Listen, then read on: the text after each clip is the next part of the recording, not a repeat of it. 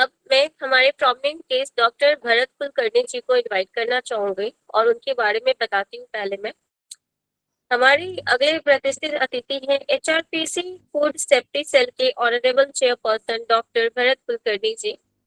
उनका परिचय ये है कि डॉक्टर भरत कुलकर्णी जी खाद्य सुरक्षा, कृषि नीति और वैश्विक बाजार सुधार में 2 दशक से अधिक अनुभव रखते हैं। उन्होंने संयुक्त राष्ट्र और विभिन्न अंतर्राष्ट्रीय मंचों पर किसानों और उपभोक्ताओं के अधिकार सुनिश्चित करने वाले प्रभावशाली मॉडल विकसित किए हुए हैं।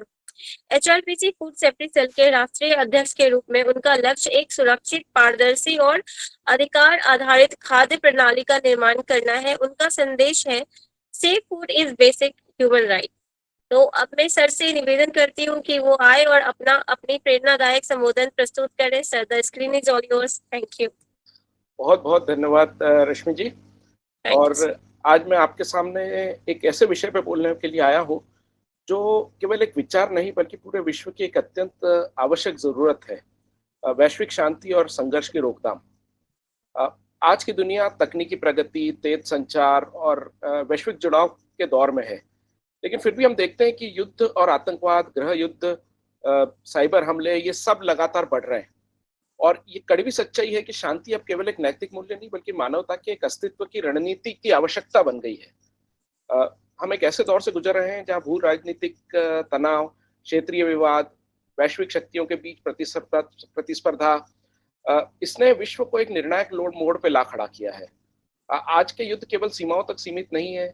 एक देश में हुआ युद्ध संघर्ष पूरी अर्थव्यवस्था, खाद्य सुरक्षा, ऊर्जा आपूर्ति, वैश्विक स्थिरता सभी को प्रभावित करता है। अ, और आज का युद्ध जरूरी नहीं केवल हथियारों से लड़ा जाए।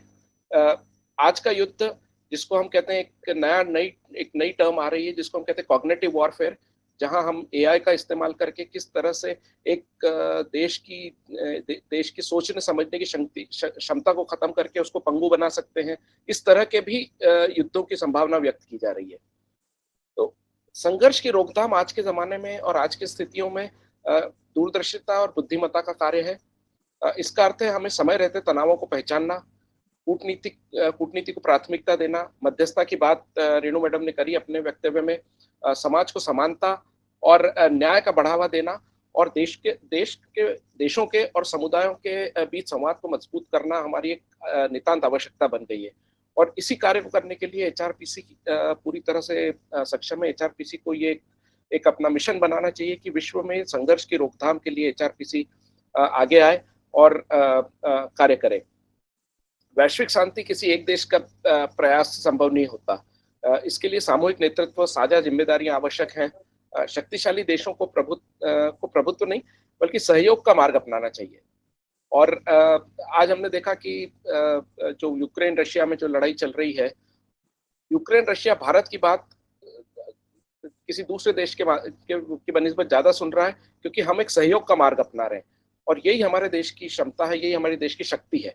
अंतर्राष्ट्रीय संस्थाओं को और अधिक मजबूत किया जाना चाहिए ताकि विवादों के शांतिपूर्ण हल निकल सके।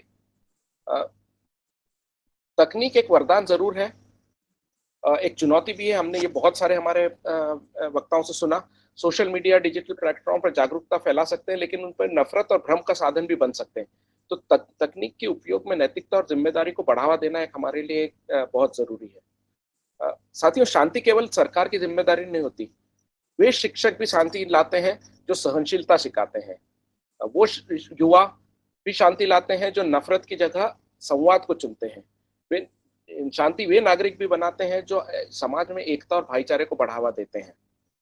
हम सबको इसी तरह से शांति की एक प्रक्रिया शुरू करनी चाहिए। अपनी बात समाप्त करते हुए कहूंगा कि शांति कोई निष्क्रिय सपना नहीं है, ये एक सक्रिय जिम्मेदारी है। और हमें अपने प्रभुत्व नहीं, संवाद को चुनना होगा। संघर्ष नहीं, सहयोग को अपनाना होगा। घृणा नहीं, मानवता को प्राथमिकता देनी होगी। और ये सब कार्य एचआरपीसी बखूबी करता है। और इसी उम्मीद के साथ मैं अपनी बात खत्म करता हूँ कि एचआरपीसी आने वाले समय में विश्व शांति की धुरी बनेगा और विश्व शांति में एचआरपीसी का एक बहुत बड़ा योगदान मैं देखता हूँ। नमस्कार, आप सबका बहुत बहुत धन्यवाद।